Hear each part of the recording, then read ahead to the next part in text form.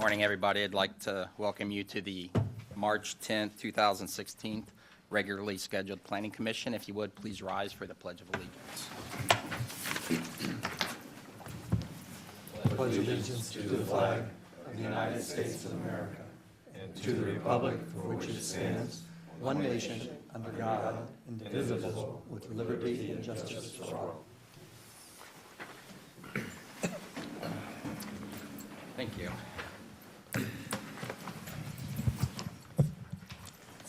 Ms. Knapp, are there any changes to the agenda? Good morning, Commissioners. There is one. Item number 4, PDR 1513ZP, Manasara Corp. Tennessee Street Property LLC, the Oasis at University.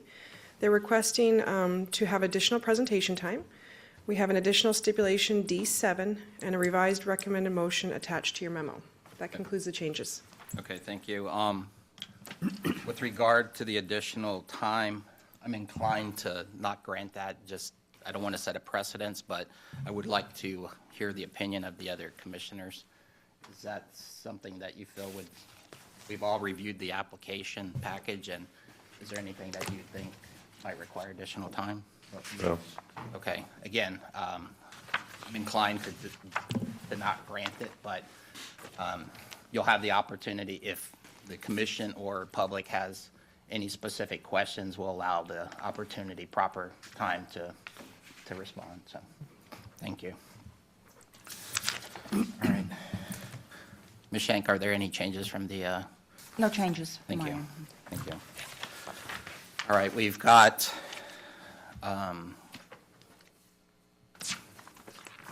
we do have a change to the agenda associated with consent. We have item number 2, which is the appointment of a planning commissioner to the Affordable Housing Advisory Board. It's not an appointment, it's a volunteer to serve. So we're gonna, it won't be on consent. We're gonna pull that from the consent and we'll consider that as a separate item. So, okay, we're gonna move to item number 1, minutes for the February 11, 2016 meeting. Mr. Chairman, Mr. Rhodes. I make a motion to approve the minutes of February 11th, 2016 for approval. Thank you. Second. Second. Thank you very much. Is there any discussion? Okay, the chair will call this matter to vote. All those in favor say aye. Aye. Those opposed, like sign. Chair votes aye. Passes unanimously. Item number 2, the appointment of a member of the Planning Commission to the Affordable Housing Advisory Board. As I said, it's not really an appointment. It's a volunteer to serve. Is there any of the commissioners who has a desire to serve on this board? Mr. Chairman, when does that advisory board meet? Do we know? I'd have to rely on staff for that information. I'm not aware. I can possibly find out while we're here during the meeting. Okay. This what day and time they meet on? Would be great to know that. It's I not can in see the- John Osborne's going to try and find that out while we're here. All right, thank Okay. you. All right. Are there any other questions regarding this? What the, as I understand it, the process would be to submit an application to the Neighborhood Services Department for this board.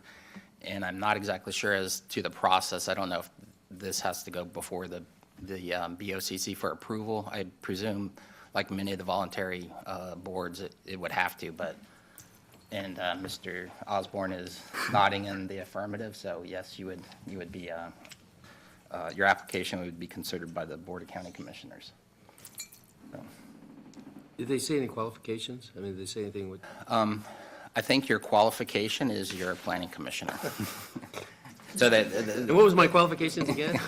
no, the idea is that we have somebody from the Planning Commission sit on that board. And again, I've heard, but I'm not completely sure, I think they were possibly looking to the member from the Planning Commission to serve as the chair. So that was a rumor, but I don't know if that's been confirmed. So again, is there anybody who wishes to express a desire to sit on this board? Mr. Chairman, I'd be interested. I seem to know if I have any conflicts, so that's why I'm asking time and day and those type of things. Okay. Thank you, Mr. Ron. Is there Okay, Mr. Osborne stepping up. We can get a little more information. Well, maybe not. He's checking on it. Just table it. Okay, all right, we'll table it, but I was going to suggest that if anybody has a desire, we might also look to an alternate in case Mr. Ron's has a conflict. So we're going to table it for the moment, and we'll get back to that. And we're going to move to item number 3, which is on the consent. Ms. Snap, could you please, oh, I'm sorry. Jumping ahead of myself. Anyone wishing to address this board, please stand by administer the oath. If you plan on speaking, please rise, or you'll do it later. Do you swear or affirm that the factual statements and factual representations which are about to present to this board will be truthful and accurate? Thank you. All right, and I did skip the citizen comments. These are for items that are not on the agenda. So is there anybody in the audience who wishes to make a statement not related to an item that is currently on our agenda? Seeing nobody step forward, we're going to move to the consent agenda. And now, Ms. Knapp, you're on. Thank you. Item number 3, PDR 1520 ZG, Vistas Equity Group LLC, Trademark Building Company, Inc., Kilnani Parish Subdivision.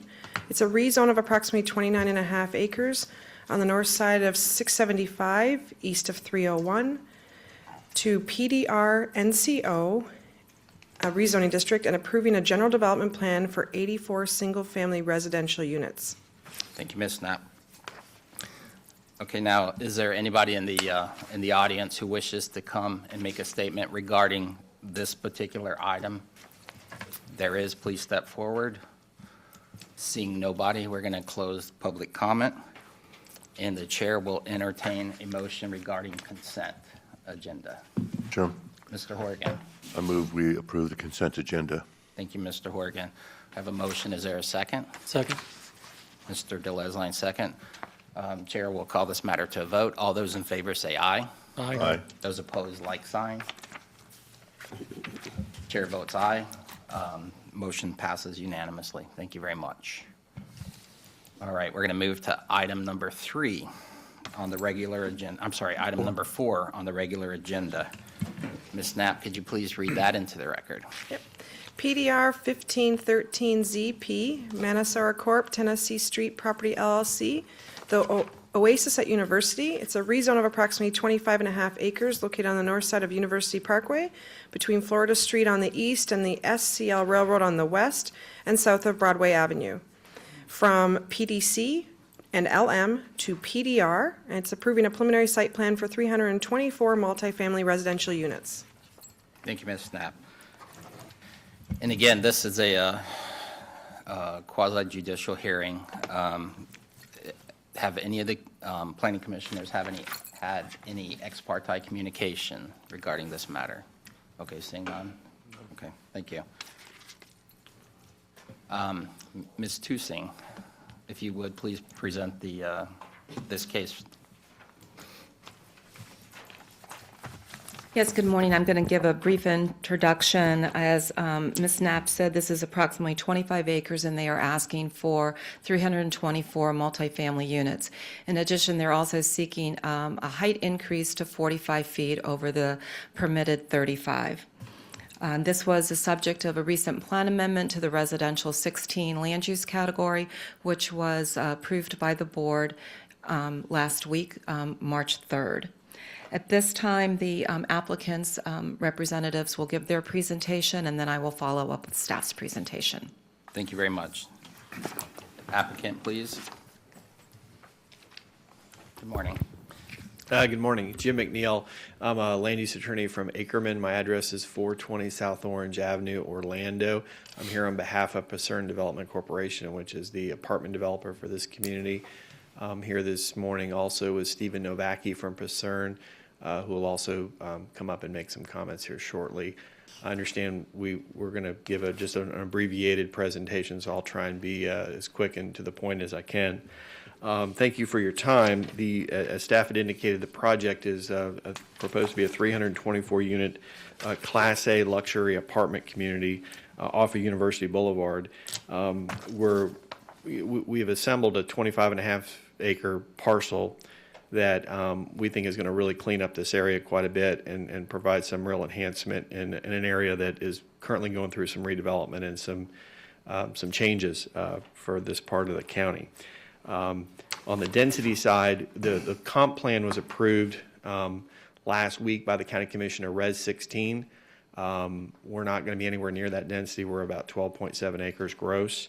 We're also going to have about 48% open space. Let me try and get you up to the right slide here. Okay, so there's some of the points that I just covered there on that slide if you want to see that. The site plan itself, and we can go into more detail on this later, is generally depicted on the screen as you see in front of you there. We've got a substantial amount of buffering and setback to the west as well as to the north. The large amenity center is centered in the middle of the project with the buildings and the stormwater facilities and so forth. The sort of the central focal point of the project. The criteria, as you all know, for reviewing these is, you're looking at consistency with the comprehensive plan and consistency with your land development code. And based upon the information that we provided in the staff report, or that was provided to you in the staff report and in our application, we believe that the request today is certainly very consistent with both of those categories, both of those items. As for the comprehensive plan, I won't go into a lot of policy, so I'll just sort of skip past this. But again, I think we're well within the density requirements and certainly consistent with the spirit and intent of the code, of the plan rather, for this part of the county. This is just a little contextual map that may help on looking at what's sort of around. This is something we just sort of put together. You can see that it's generally a mixed-use type area. You've got single-family residential to the north. You've got some light industrial to the west, some railroad lines, and then you've got some commercial and some businesses and so forth south of us and east of us, and many warehouse storage and things of that sort. So very much an area that's in transition. We've got some older homes in the area and some things that really, frankly, just need to be redeveloped. So we're hopeful that we'll be able to contribute towards that effort and sort of continue to create some new development in this infill location. I'll just skip past the zoning map because I think you know that. All right, so on the zoning side, as far as being consistent with your land development code, we went into great detail to enumerate those items in the application. Provided some very thorough responses on that. I won't belabor any of those with you, but there's 8 or 10 or 12 of those in there, some various questions that the county asks us to respond to and try and address. And we believe that we're fully consistent with, again, the spirit and the letter of the law as far as what's in your land development code and what the county's going for in that area. I won't drag you through each of these points now, but we're happy to come back and discuss any of these items if any of this is a question, or if you all would like some additional detail on any questions regarding consistency or compatibility. So I will try, let me see if I can just sort of quickly move through that. I think that's really all I need to cover. And if I could have Stephen Novacki come up and speak a little bit to Pacerne, the company, and sort of what their plans are, and give a little bit more detail on the project itself, maybe that would help. And then, of course, we'll be available for any questions. Thank you, sir. If you would, please state your name and that you have been sworn. Stephen Novacki with Pacerne Real Estate Group. So yes, as Jim noted, I wanted to have a couple prepared remarks about Pacerne Real Estate Group, talk a little bit about the project, and then outline some of the benefits of why I think this project is good for Manatee County. Pacerne Real Estate Group, we're family owned and operated. I've been in business since 1925. We've had offices in Orlando since 1984. That's the office I work out of. We're vertically integrated, not just with in-house development, but also with in-house construction and property management. We self-manage 30,000 units in 23 states, including Puerto Rico. We tend to own our properties for the long term, and so we really have full intentions of moving forward with this project, getting these approvals, building it, and then adding it to our portfolio for the long term. In terms of what the project will look like, I thought the best representation I could show is actually a like project we have that's 90% complete right now in Orlando. It's called the Oasis at Moss Park. As you can see here, the site plan of this project is very similar to the site plan we're planning to develop here in Manatee County, mainly that boulevard entrance that approaches the clubhouse. The clubhouse includes all the central amenities, the resort-style pool, and it's all, we've basically have taken a centralized stormwater retention pond and created it as an amenity. So we have fountains, we have a 6-foot sidewalk for running and jogging and walking around that pond.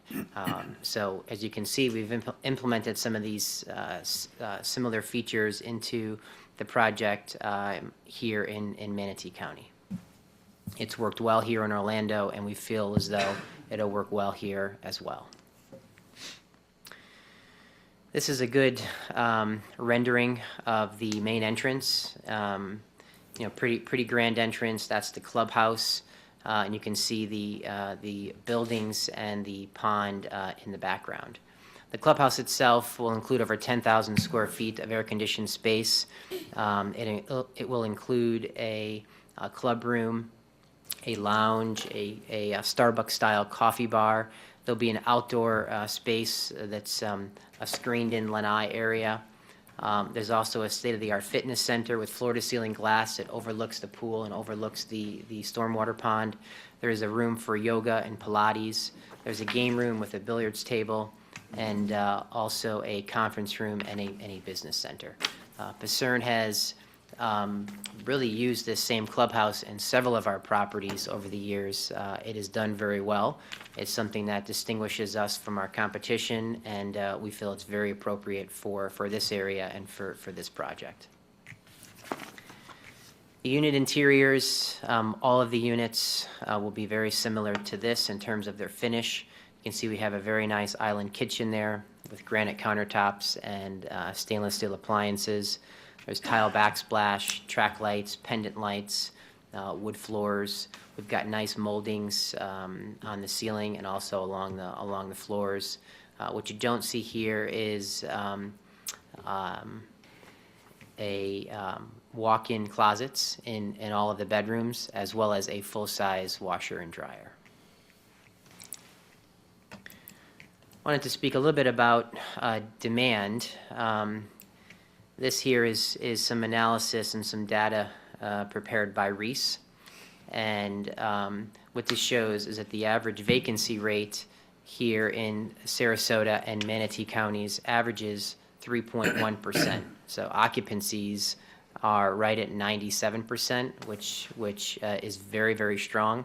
What's most interesting about this, at least for us, is if you look at the if you look at the vacancy rate for product completed after 2009, it stands at 2.6%, which is actually lower than the vacancy rate of 3.1% for all projects, regardless of their year built. In terms of the existing apartment stock in Manatee and Sarasota counties, again, this was prepared by Reese. It's interesting here that for projects completed after 2009, those units represent only 2% of the apartment stock, as compared to 31% of the apartment stock is represented by projects that were completed between 1980 and 1989. So we have a very, there's an older apartment stock here, and there's a very limited supply of new product, and this product will fill that void in the market. In terms of benefits for Manatee County, I've gone through some of this, and Jim has as well. You know, this project will definitely fill the need for new apartment supply. We're putting in some new road infrastructure. The main entrance of the property, we will build Kentucky Road. That'll be dedicated to the county upon completion, but building it to county standards. We'll be doing the same thing with Broadway. When you get to the main entrance at the northern tip of Kentucky, we'll build Broadway that'll go all the way east to Florida. So there's connectivity, and it provides 2 points of access to the property, not just through Kentucky, but also through Florida by putting in Broadway. Both of those roads, Kentucky and Broadway, will be built to county standards and will be dedicated to the county upon completion. We feel the project will be a catalyst for future retail and restaurant growth. You know, a lot of those users are looking for rooftops. So with 324 units, we'll have about 500 full-time residents that live here on a permanent basis. So certainly that will be a catalyst for future growth along the university corridor. In terms of fees, $2.5 million of impact fees, those are paid at closing. And our anticipated closing and commencement of construction on this project is sometime in probably September or October. And that full $2.5 million will be paid at closing. When the project is stabilized, it'll provide annual property taxes to the county in the amount of $650,000 a year. So in conclusion, you know, we think the project provides a much-needed luxury rental housing for citizens of Manatee County. The project complies to the County Comprehensive Plan and Land Development Code and is fully compatible with surrounding uses. The project has been recommended and approved by staff, and so based upon the evidence presented, we request your support of this rezone and the related preliminary site plan. Thank you. Thank you. Are there any questions for the applicant? Mr. Rutledge? Yes, sir. Can you define when you say Class A luxury apartments, what does that mean? Yeah, well, it's going to be very much a luxury, a high-end product with respect to the amenities and the level of finish. And so I think it's those aspects of the project that make it, you know, Class A and make it a resort-style luxury rental community. And then what are the average size of the units and the price per square foot? Yeah, the units will vary. We'll have 1 bedrooms, 2 bedrooms, and 3 bedrooms. The smallest unit will be about 800 square feet. The 2 bedrooms will average around 1,200, and 3 bedrooms will average about 1,450. In terms of rent, the least expensive unit will probably be 1,100. The most expensive, our largest 3-bedroom, will approach 1,800.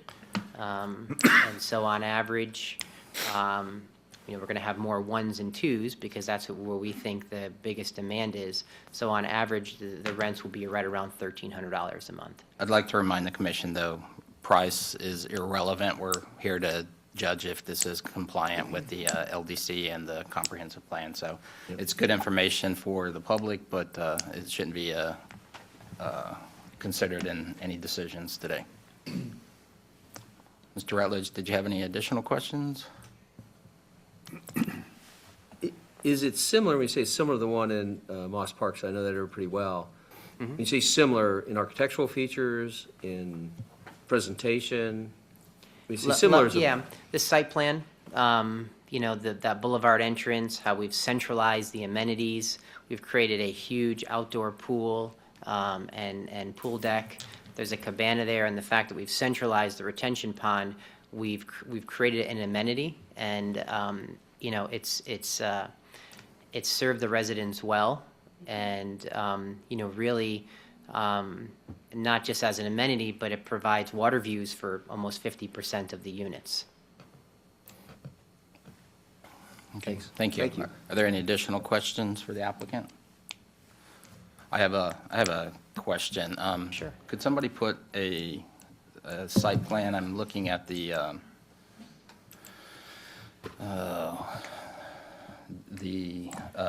I think it's sheet 1 of the that was included in the application. Sheet 1 of 5 on the overhead, please. Got that, Margaret?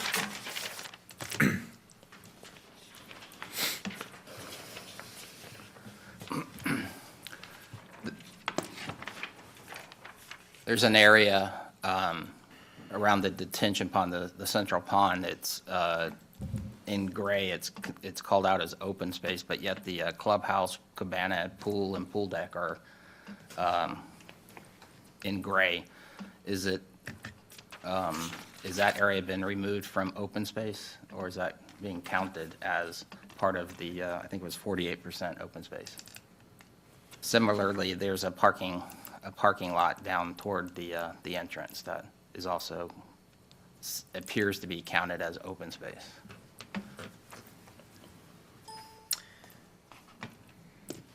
You know, honestly, I'm not sure if it's included in that Okay. calculation or not. And then I would like to confirm with staff that that's not allowed to be counted as open space.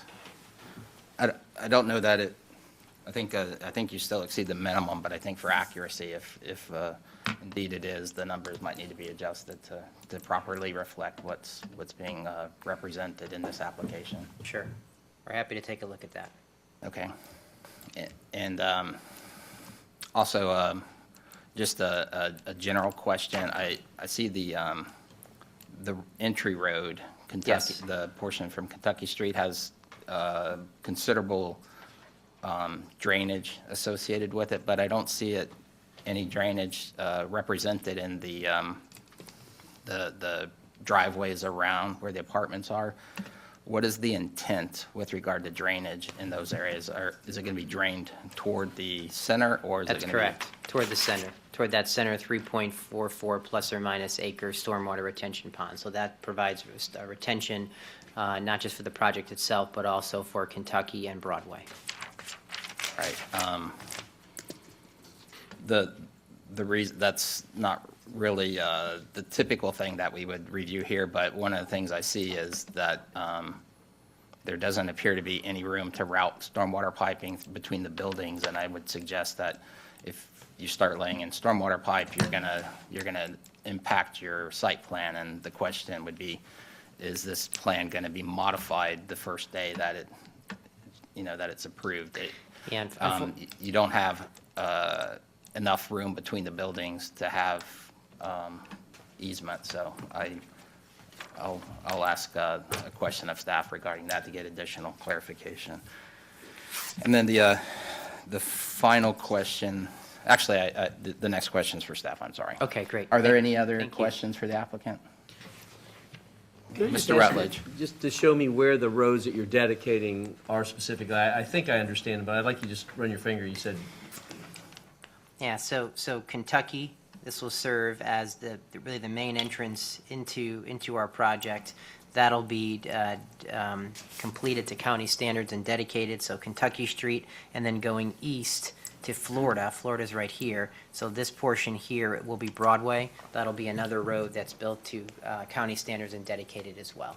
You're saying the entrance to the, that's represented on this plan would be dedicated to the county? Well, the It's gates. from there south. Yeah, right here is the gates.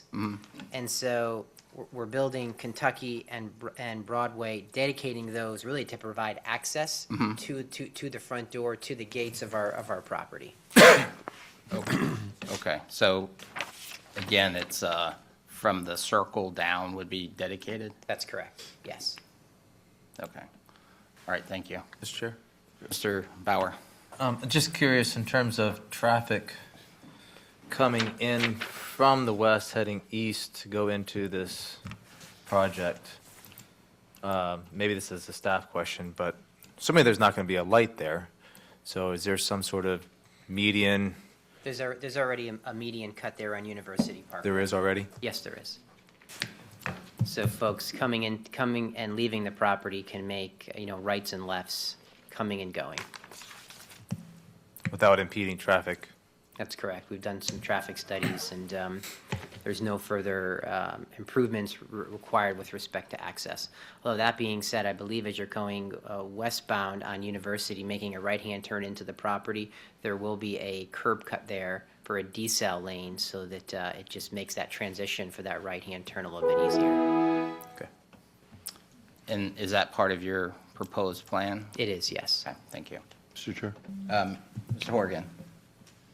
And looking at, I'm not I've driven by the area, for years, but I'm not familiar with the streets. Is Florida, or are Florida and Broadway, as they connect to this project, in existence today? Florida is in existence. Broadway is not. Thank you. Any additional questions for the applicant? Mr. Rutledge? Just to follow up on that, I think, and this was a question I really had for staff, about the plan to take Broadway all the way back down to try and connect all the way to Tuttle, doesn't it? Intellectually, you Well- have that plan? Let's wait till staff Sorry. has an opportunity, that they know your question now, they can work it into their presentation. So, okay, thank you very much. Yep, thank you. Thank you. All right. Staff presentation, please. Good morning, Ms. Dusing. Yes, good morning again, Margaret Tusing with Building and Development Services, and I have been sworn. If I can have my slideshow. Great, thank you. Again, this is the Oasis at University, and it's a 324-unit apartment complex. It is located on the north side of University Parkway, between Florida Street and the railroad on the west. The rezone request is to plan development residential and approval of preliminary site plan for a 324-unit multifamily apartment complex with associated amenities and infrastructure. The specific, they are not requesting any specific approvals, which are the approvals or requests to alter the land development code. There are special approvals required. One is that the gross density exceeds 9 dwelling units to the acre. It is adjacent to a perennial stream, which is,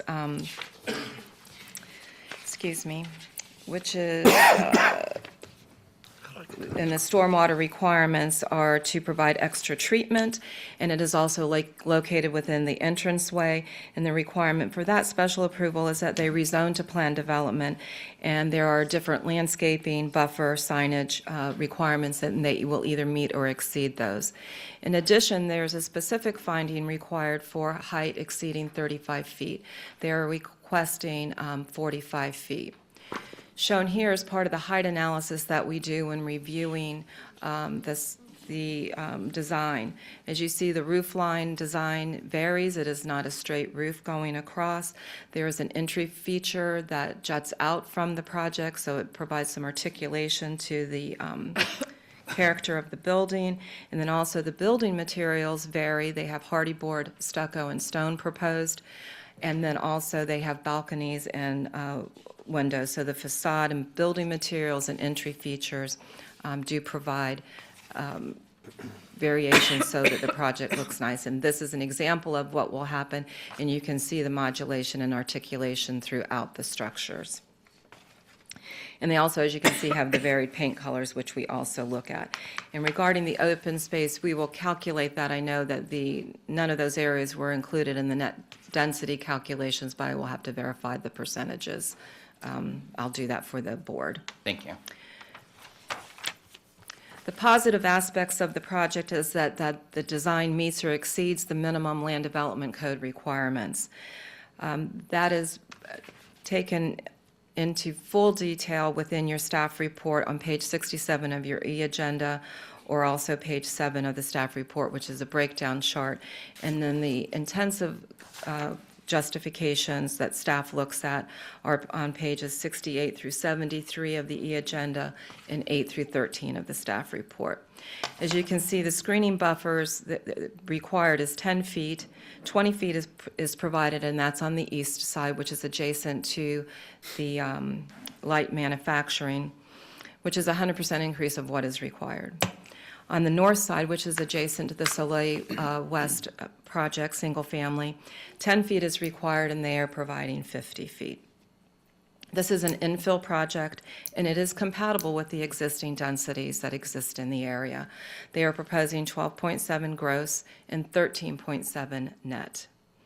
And in the area, the densities range from 15.8 for strictly multifamily development to 7.69 for the combination of multifamily, single-family attached, and detached, which currently already exist in the area. And at the present time, we think there's 48% open space where 30% is required. Some of the negative aspects would be the proximity to the railroad and the heavy manufacturing zoning, which is to the west. As shown on this colored site plan, you can see that the nearest structure to the railroad is over 200 feet away. And then we also have a screening buffer, a pond, and different open areas. That same structure is over 358 feet to the HM uses, which is the heavy manufacturing that currently exists, the cement plant. The nearest structure to the Soleil West development is 128 feet. And then on the east side, it's 99 feet to the light manufacturing zoning.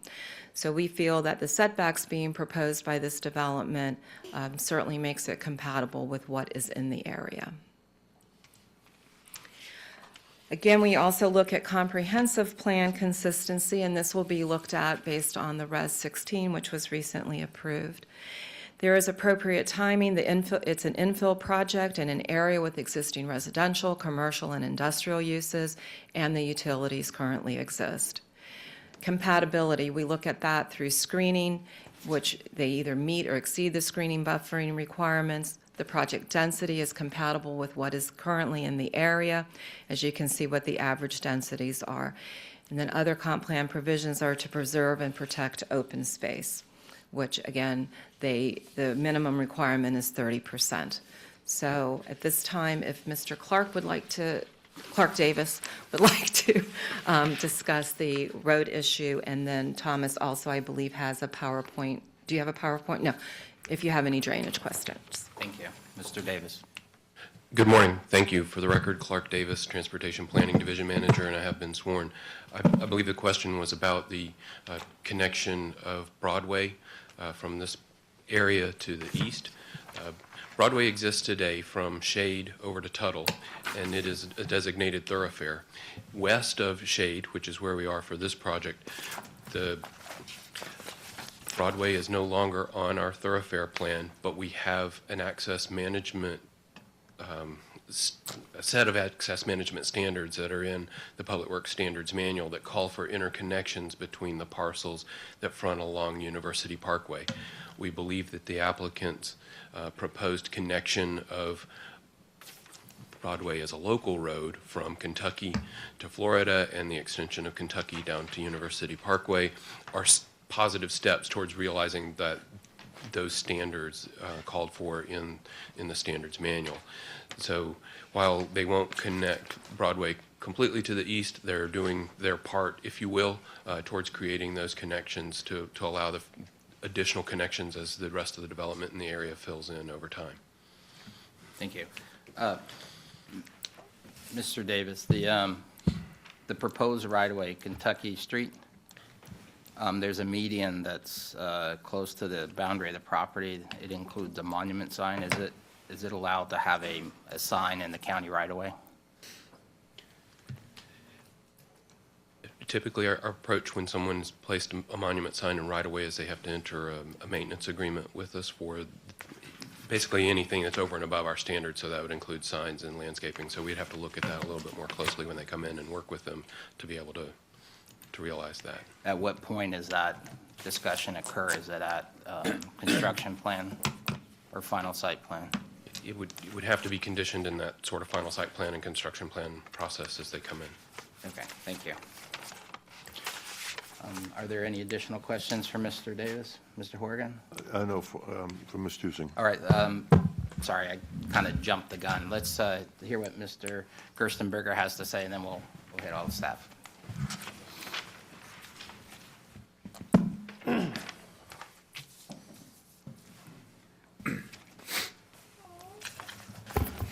For the record, Thomas Gerstenberger, Public Works Department, I have been sworn.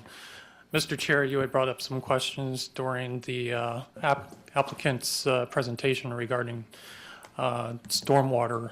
And what I've done on the site plan exhibit is to highlight the drainage intent that was shown on the preliminary site plan, and basically to give a general feel for the flow of drainage through the project. And if I slide it down a little bit further, You'll also notice that the drainage from this particular project is ultimately draining north towards Pierce Drain. This project is located in Pierce Drain, and there are stipulations associated with the staff report with respect to flow reduction, floodplain mitigation, and also for the applicant to establish base flood elevation for this project, as this particular project is located within a area within a 100-year floodplain with no base flood determination at this time.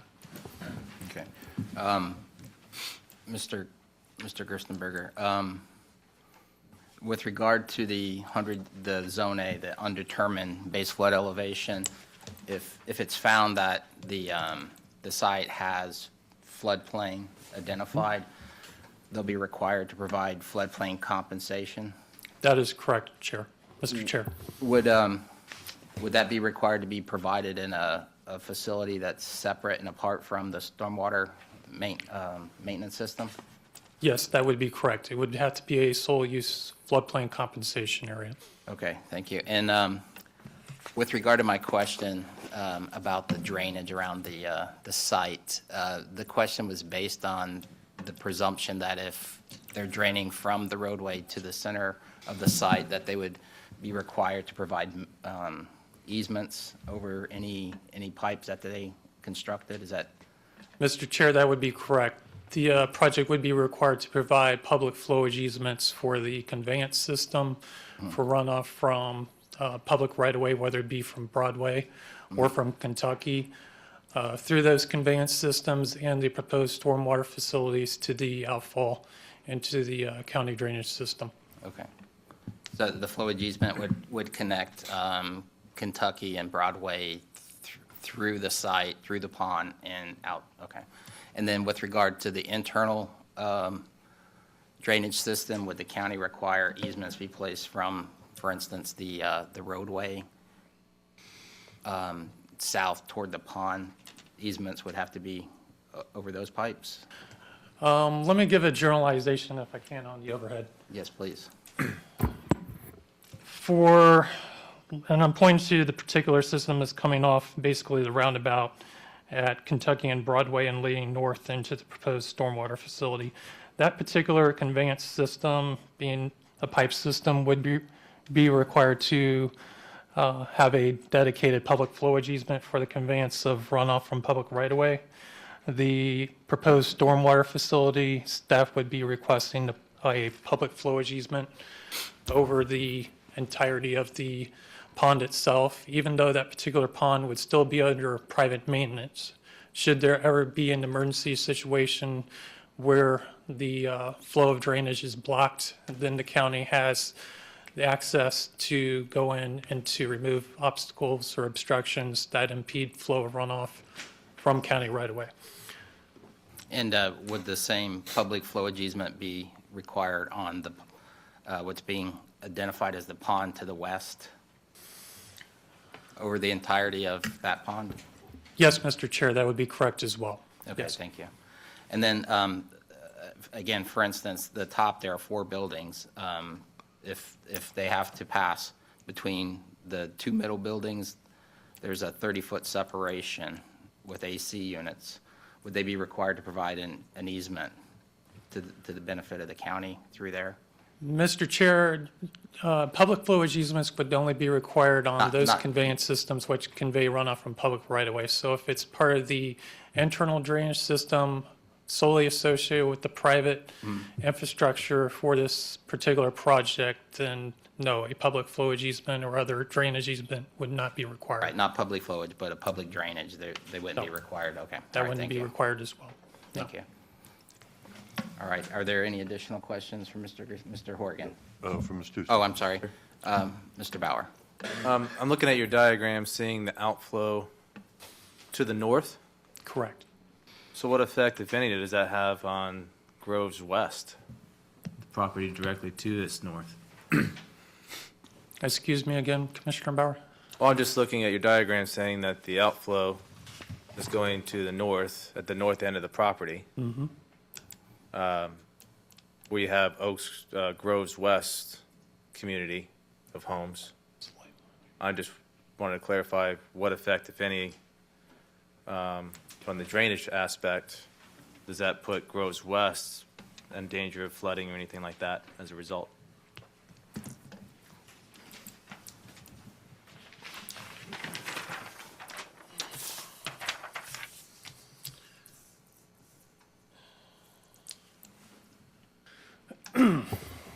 Commissioner Bauer, for any project being located in Pierce Drain watershed, county staff has required either 50% reduction in allowable runoff, floodplain mitigation where it is required. Most recently, the Westport project, there were conditions in place for that particular project to demonstrate no adverse impact utilizing a watershed model. So for each particular project within this watershed, whether it be this project or any other project located in Pierce Drain, they would have to provide attenuation of runoff. They would have to provide floodplain mitigation where necessary if the project's located within a 100-year floodplain. And they would also be required to demonstrate that the project create no adverse impact to surrounding neighbors. And Mr. Gerstenberger, for clarification, when this project's developed, the rate of discharge, for instance, if it were, just to pick an arbitrary number, if it were 10 CFS, they chose to reduce the flow by 50%, they would be allowed to discharge 5 CFS at a max rate. So that's one way to demonstrate no adverse impact. The other would be through hydraulic modeling, that your pre-post your post-development condition is less than your pre-development condition. That is correct, Mr. Chair. As far as that comparison between the allowable pre-development runoff rate being an arbitrary number, as you brought up 10, and comparing it to a post-development rate where it had to be reduced by 50%, in that case it'd be 5. And that's consistent with projects you said, as you said, in the Pierce Drain drainage basin. Yes, sir. Pierce Canal drainage basin, and that's also the pre-post, I think, demonstrating no adverse impact is consistent with state rules and regulations. Correct. Okay. That is also the requirements that are utilized by both DEP and SWIPMUD. Okay, thank you. Mr. Bauer, any follow-up questions on that?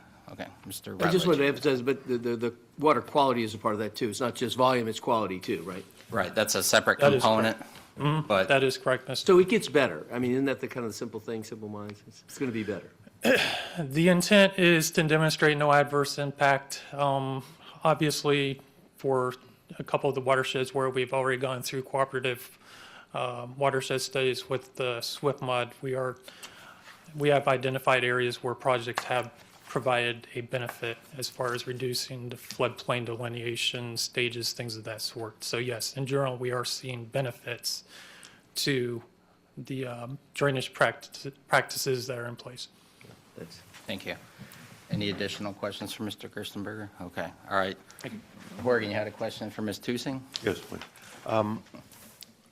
Having once had to buy a fire engine for the town of Half Moon Bay, California, I'm Still I'm always concerned about when we exceed the height limitations in the area, if there's sufficient equipment in the proximity to be able to access that additional height. Ms. Tusing, in your response, could you confirm that we're exceeding the height limitations? We are exceeding the 35 feet. 45 feet is a permitted height for the industrial use, it's just not permitted for the residential. There are buildings exceeding 35 feet in this area, and the fire district did not make any comment that they had any issues regarding the ability for them to fight fire within the development, so I don't think that's a concern. And to dovetail to Mr. Horgan's question, that 35 feet is a zoning issue, not a emergency services. Correct. Okay, all right. Thank you. Mr. Chair, Mr. Bauer? I have a few questions on the height issue as well. You said there's other buildings around, or speaking of compatibility of raising the height to 45 feet, what's the basis for the compatibility? Saying that it is compatible with the area? Is that closer to the buildings that are farther to the east? Yes, sir, it would be towards the east. And then the amount of 35 feet is what is allowed for single-family detached. So to the north, that could be developed at 35 feet, which would be, a two-story house might approach that depending, or 25 feet. And then the light manufacturing can be 45 feet, which is the zoning that is immediately to the east and west. There's apartment complexes that are, at least 3 stories within the area currently. So we do feel that that is a compatible, and based on, and we look at all the different factors, the setback that they have from the site really, you're definitely, I don't know where you're going to see the structures from because they're set back from university, they're set back from all of the property lines. So it's, the height is compatible with what could be approved or what's permitted in the area. So staff doesn't believe anybody sitting on the most southern section of Groves West is going to be looking in somebody's window? Well, it would be 128 feet away. And then there's landscaping, and so. Yeah, I don't know what's behind these buildings, the houses. You mean the Soleil West, the property to the north? Yes, ma'am. To the north?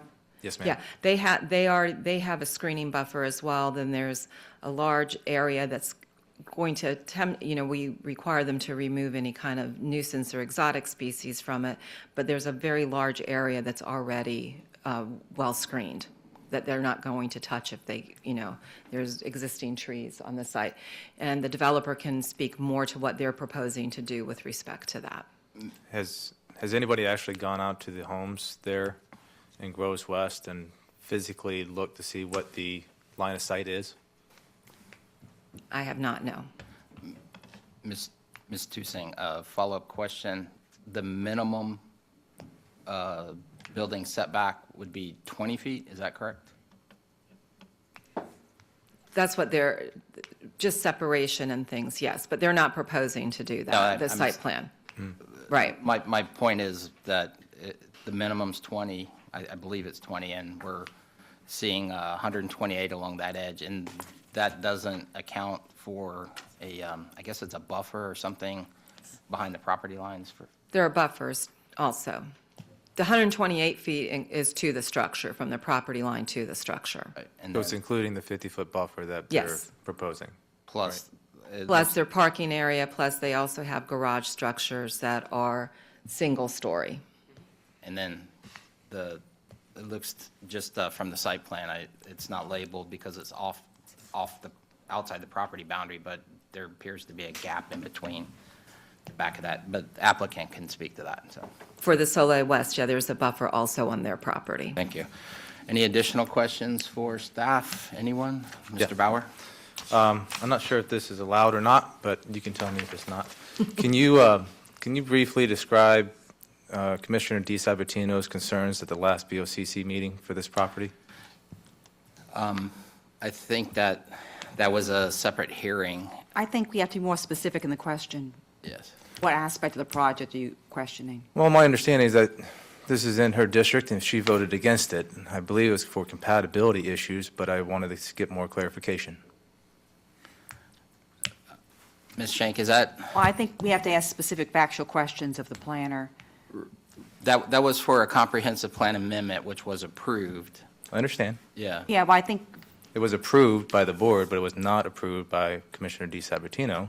Right. And I'm just asking for, if you can provide a little bit of clarification as to what her objections were. well, it's actually, there was quite a lengthy discussion, and I don't know if the planner can really read into that. She doesn't have the advantage of a transcript to go through each point raised, or a lot of issues raised. You have to be more specific if you talk about traffic or buffers or, The answer is no. I think it wouldn't be appropriate to have Ms. Tusing tell you what Commissioner DiSabatino was, she may be able to recall what she said, but I don't know if she could. Just asking a question, Yeah, that's all. I think this is going down a rabbit hole, and if it's specific to the site plan, I think we can discuss it. I haven't had, I did see a little bit of it, but I didn't see the entirety of the discussion. But I think, like I said, I think this is something that could be problematic if we, Are we unable to clarify if Commissioner DeSabatino objected to the project on the basis of compatibility? I don't know if Ms. Tusing has that knowledge. If you can't answer, I'm not asking you to say anything you can't answer. I cannot answer. I can only tell you from staff's perspective and the lengthy staff report that we have prepared, we find the project to be compatible with what's in the area. I think I've said, in previous meetings, compatibility does not mean identical. It means, is it compatible with what is there? It's a residential use adjacent to the north with a residential use. They are providing setbacks that are excessive for the most part. You're at least, the closest is 100 feet away from, an adjacent property line. So I think from the compatibility standpoint, we find that it is, compatible, and we find it consistent with the Land Development Code and also the comprehensive plan. Thank you. I didn't mean to put you on the spot like that. I appreciate it. Mr. Rutledge. Can I just ask one other question to Ms. Tucson? So when I think about compatibility, I look at this and see residential here, heavy industrial here, and isn't it kind of an urban planning thing to put multifamily in between that as a transitional model for planning?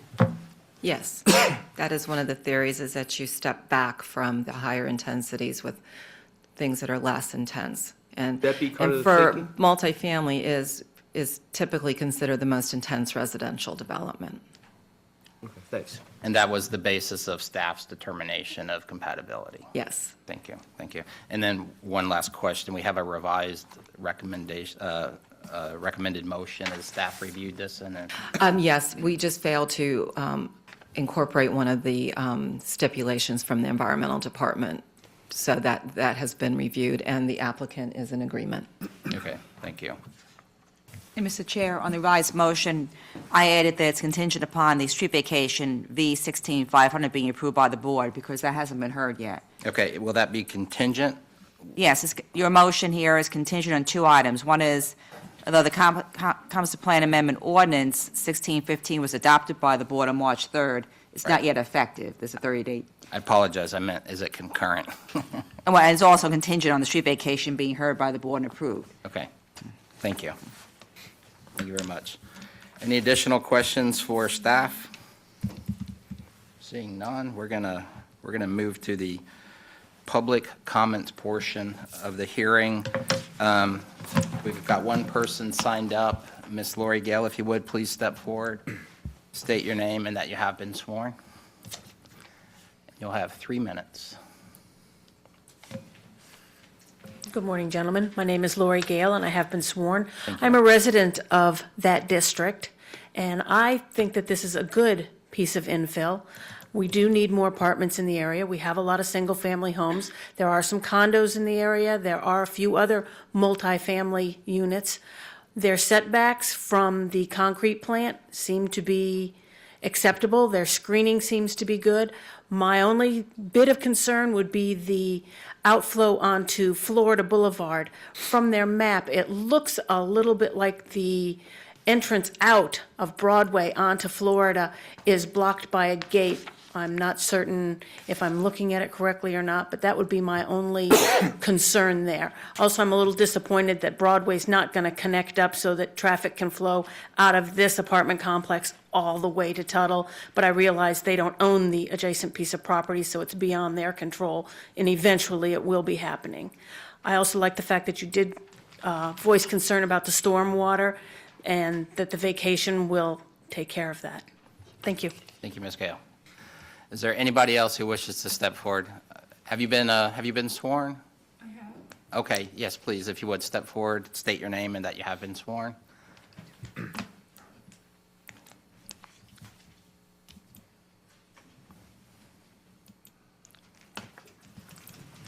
Catherine Edwards, I have been sworn. Thank you.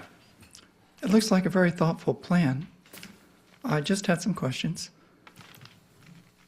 If they don't approve the height increased to 45 feet from 35 feet, how many units would the development be? And would that impact the open space? Second, will they accept Section 8 housing vouchers or housing vouchers in general, being a luxury facility?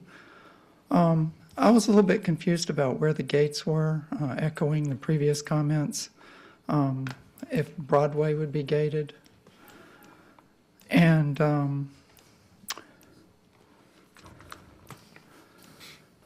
I noticed that they have an 8-inch water main connecting to the 16-inch existing water main, and I was wondering what impact that would have on water pressure downstream from for the other businesses and residences in the area. And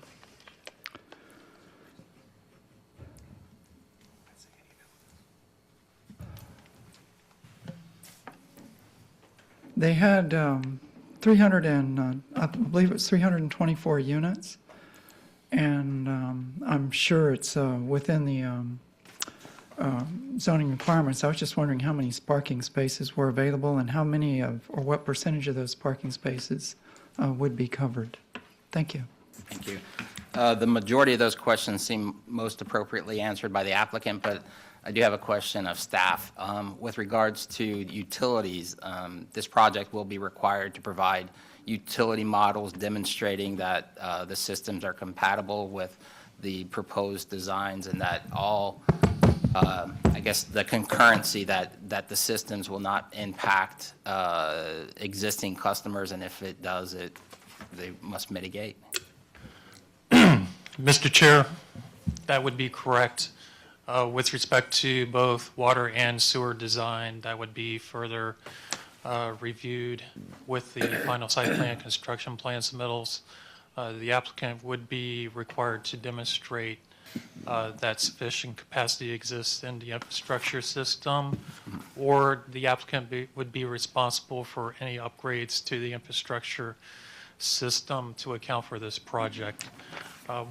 With respect to the water system, as was brought up during citizen comment, this project would be tying into a 16-inch water line along University Parkway. The applicant would be required to not only demonstrate that sufficient pressure exists for potable use, but also for fire flow as well, considering the project usage as an apartment complex. And the applicant, just to reiterate a little bit further discussion, the applicant would be required to pay for connection to the existing sewer utility system, which would either be located at 3 University Groves or to Tuttle Avenue. And again, with regard to this process, this is a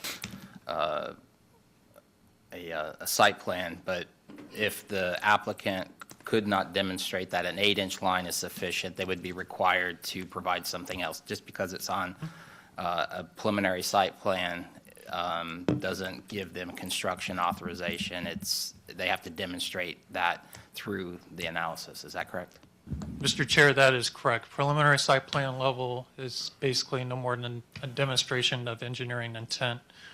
The actual design capacity, the actual design analysis would occur with the final site plan and construction plan. Thank you very much. Are there any questions for Mr. Gerstenberger on that issue? Okay, thank you. Mr. McNeil. Thank you. I believe that you had, we'll ask staff first. Do we have any closing comments? And then we'll allow you to rebut.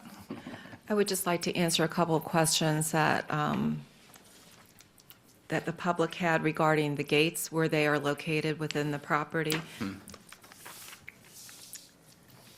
This is a site. This is Kentucky. The gates are located here, so you can see they're well off in here. And then this is their emergency access point that ties into Florida, so that's also gated there. But Broadway, Kentucky and Broadway are completely open. No There are no gates. gates there. If you come up Kentucky and you don't mean to go into the apartment complex, that's what the roundabout's for. Okay. And then one thing I also want to point out regarding, the request for the height analysis is that we do have a character and compatibility study that was done and adopted as part of our comprehensive plan. And in this particular area, the height that they thought was in character and compatible is 10 stories. Thank you. And again, Mr. McDillon, I haven't closed public comment portion. Is there anybody else who wishes to come forward and speak regarding this project? Yes, ma'am. Have you been sworn? I don't know how to do it. I've never, Okay. If you would, please stand up and you'll be sworn in. And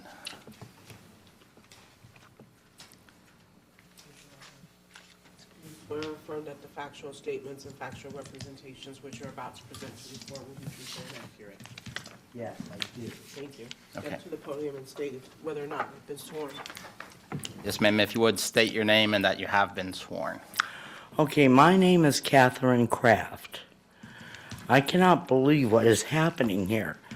Most Florida, long-term Florida residents cannot stand what is happening. I mean, what is with all this new kind of development? Why does it, why are apartments gated, and impossible to move into unless you have outstanding credit? I mean, if you're renting an apartment, that every place else, I haven't rented an apartment since I was in college. What is going on anyways? Further land development in this part of Florida has got to slow down to a snail's pace for a while until we can get used to it. All the massive traffic and all these other problems, the transit system, there's no schedule. They don't even have schedules posted. I mean, it's ridiculous. Why use this place? I mean, this is just like like Los Angeles County was in the 80s now. This was a peaceful place where people could retire and lay back and have a sensible life. It isn't like that anymore. It's awful. That's what Florida was all about, They wanted that kind of living, they could have gone to Los Angeles. And other things include,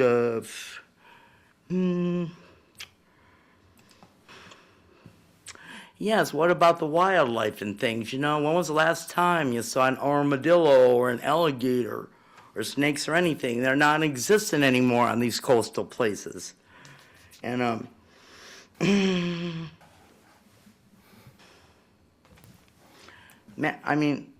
I just can't believe it. In the 1980s, this was not anything like this. In Sarasota, look what's there now. It's like mini New York City or something. There were only shacks on the beach. From the tallest building, there was only 4 stories. It was a bank building. And you could see the ocean just in downtown. There were only little, 1-story shacky houses there. What happened?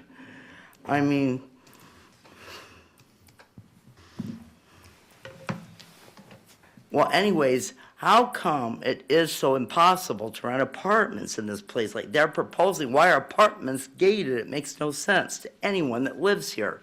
The residents here that have lived here for generations don't like it. They're unhappy. They don't know about these meetings. I went to a lot of trouble to find out about this. Very upsetting situation. What can we do about this to kind of slow down to any further development here? It's really awful. Traffic jams. We are not happy. We aren't living a normal life. Why is this going on? Who is causing this? And let's see.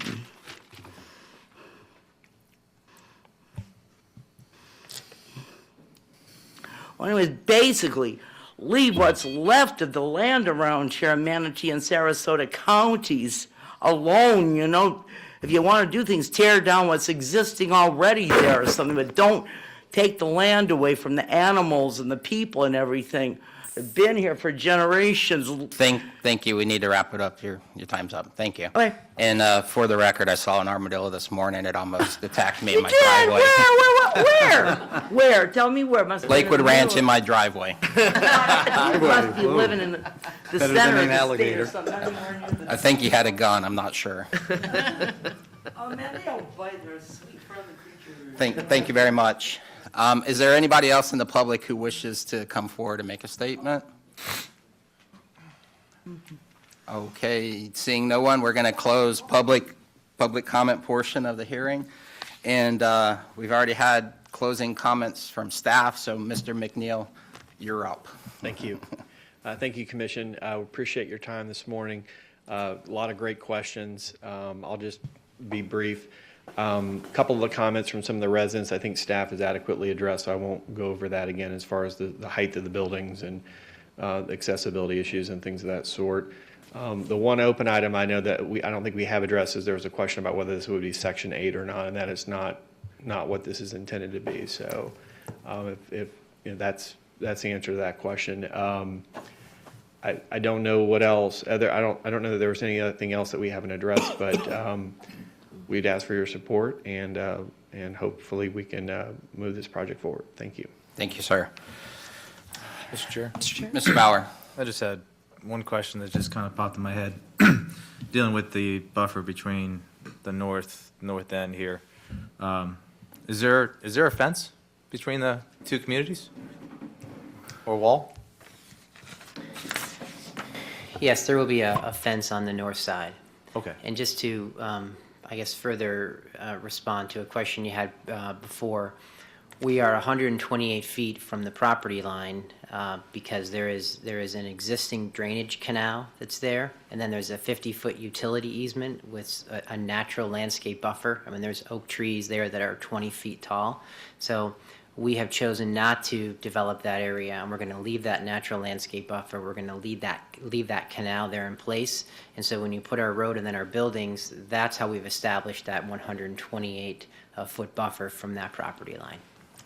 I see that, okay. So in terms of, will, the views that those residents have at the north be different when our project is developed? The answer should be no, because we're leaving all that natural landscape in place as is. Thank you. Thank you. Was it Ms. Knapp or Ms. Shank? Oh, Please. Ms. Knapp. Looking through all the questions, if the applicant could please step forward and address one that was not addressed. Number of parking spaces, if they could state for the record that they're compliant, and what % is covered? Yes, please, if you would. And also, as Ms. Knapp asked, how this complies with the rules and requirements. I'm not sure of the exact requirement. Margaret, do you know? Comply with a minimum standard, yes, but I don't know your ratios for covered and not covered, do you? No, I don't. Okay. Yeah, I don't. And you have parking garages in the buildings as well? Correct. Okay, I don't believe that the site plan, specifically called out whether or not, exactly what the parking, okay, here we go. Standard spaces are 532, so that would be open parking. Attached garage space is 62. There are garages within the structures themselves. Then there's detached garages, that is 50 spaces, and then they have tandem spaces behind the garage structure, 62. So there's 706 parking spaces provided. And Ms. Tusing, that's been reviewed with regard to compliance to the county? 687 is required. Okay, very good. So, thank you. Thank you very much. All right. Are there any other questions, comments, concerns that have not yet been, been addressed? Mr. Chair. Mr. Penley. Yes, I'd like to make a comment. The school district asked for a number of sidewalks to be added into this development. I will say that the applicant provided those, and we appreciate that. And additionally, they have provided that pull-off area, or that little parking lot that you mentioned earlier, near University and Kentucky. We intend to use that as a bus pickup area, and that is a great model for what other developers could do. Because what happens is, near our bus pickups, it often gets congested because parents they'll drive their student there, even though it's only 200 or 300 yards, but they'll sit there in the car and they'll wait.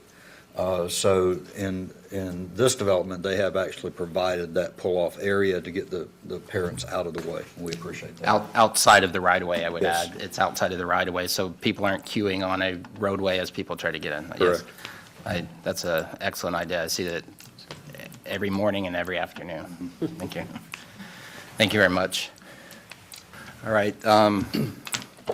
The chair will entertain a motion on this item. Mr. Chairman, Mr. Rhodes. I'll make a motion based on the staff report, evidence presented, comments made at the public hearing, and a finding the request to be consistent with the Manatee County Comprehensive Plan and the Manatee County Land Development Code as conditioned herein. I move to recommend adoption of the Manatee County Zoning Ordinance PDR 15-13, para Z, para P, subject to ordinance number 16-15, formerly known as 15-32, amending the comprehensive plan, becoming effective approval of the preliminary site plan with stipulations A1 through A4, B1, C1 through C4, D1 through D.6, .7, E1, F1, and making a specific finding that the multiple family buildings exceeding 35 feet in height are consistent with the Land Development Code Section 402.7.D.9, and that the development as approved and stipulated is compatible with the surrounding area and will not create any external impacts that would adversely affect surrounding development or entranceway. Granting specific approval for number 1, a project exceeding a gross density of 9 dwellings per acre in the RES 16 future land use category. Number 2, a project adjacent to a perennial stream. And number 3, a project located within the entranceway, subject to Plan Amendment PA 15-02, Ordinance Number 16-15, formerly known as 15-32, becoming effective and contingent upon street vacation application V 16-500 being approved by the Board of County Commissioners as recommended by staff. Thank you, Mr. Rhodes. There's a motion. Is there a second? Second. Second by Mr. DeLesline. Is there any deliberation on this item? And again, we're judging this on the application submitted and its consistency with the comprehensive plan and the land development code. So any deliberation? Seeing none. Chair will call this matter to a vote. All those in favor say aye. Aye. Opposed, like sign. Nay. Mr. Bauer, Chair will vote aye, but do you Simply wish- on the basis of, right now, not, excuse me, not comfortable on the height special approval? That's Just it. a special approval? Okay, thank you.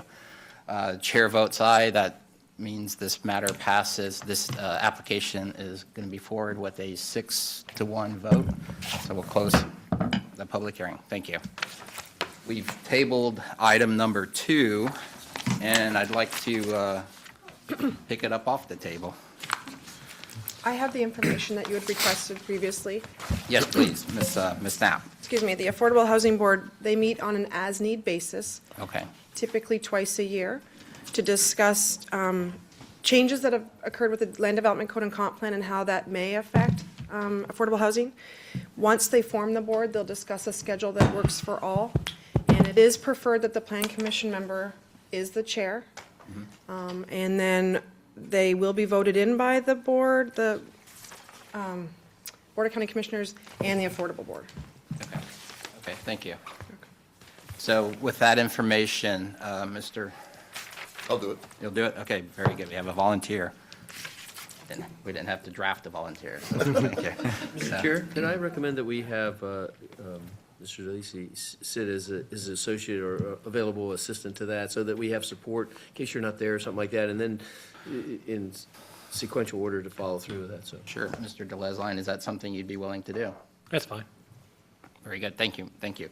And again, I'm sure you'll get information from staff, but you'll have to submit an application, so, thank you. Is there anything else that requires board action or discussion? All right, seeing none, we're going to close the meeting. Thank you.